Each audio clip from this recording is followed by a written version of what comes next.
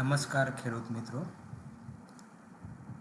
આગામી હવામાનમાં બદલાવ આવનાર છે, ખાસ કરીને 17થી 20 માર્ચ દરમિયાન. તો એના વિશે આપણે જાણીશું.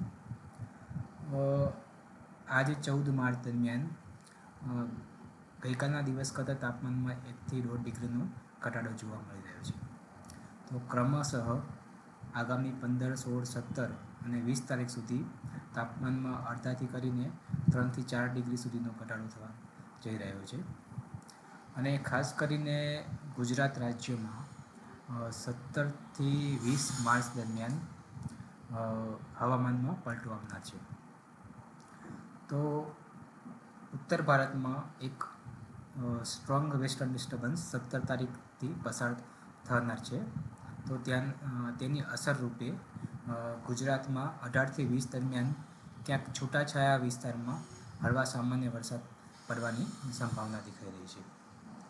તો ખાસ કરીને 18 તારીખે શરૂઆતમાં કચ્છ અને સૌરાષ્ટ્રના કેટલાક ભાગોમાં સામાન્ય છૂટાછવાયા વરસાદની શક્યતા છે. ત્યારબાદ 19 અને 20 તારીખે મધ્ય ગુજરાત અને ઉત્તર પૂર્વ ગુજરાત અને દક્ષિણ ગુજરાતના કેટલાક છૂટાછવાયા ભાગોમાં સામાન્ય છાંટા થવાની અથવા તો સામાન્ય હળવા વરસાદ થવાની સંભાવના દેખાઈ રહી છે.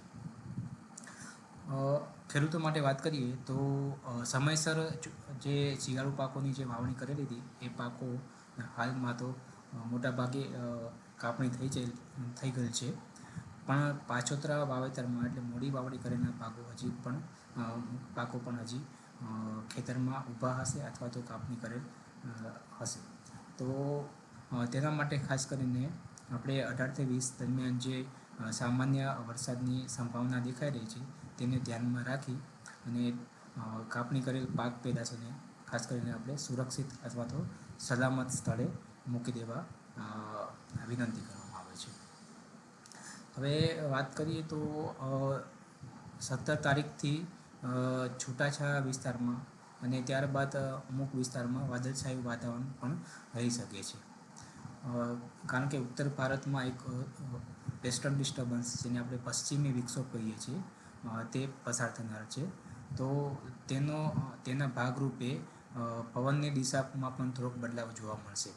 ખાસ કરીને 18થી 20 તારીખે જે અત્યારે ઉત્તર પશ્ચિમનો પવન ચાલી રહ્યો છે તે ખાસ કરીને દક્ષિણ પશ્ચિમ તરફ ફંટાવાની પણ સંભાવના દેખાઈ રહી છે. આ મોડલમાં કેટલાક બદલાવ પણ થઈ શકે છે, પણ હાલ પૂરતી આવતા 5 થી 6 દિવસમાં આ અમુક પ્રકારનો જે હવામાનમાં બદલાવ આવનાર છે તેના વિશે માહિતી આપવા માટે તમને પ્રયત્ન કર્યો છે. આભાર.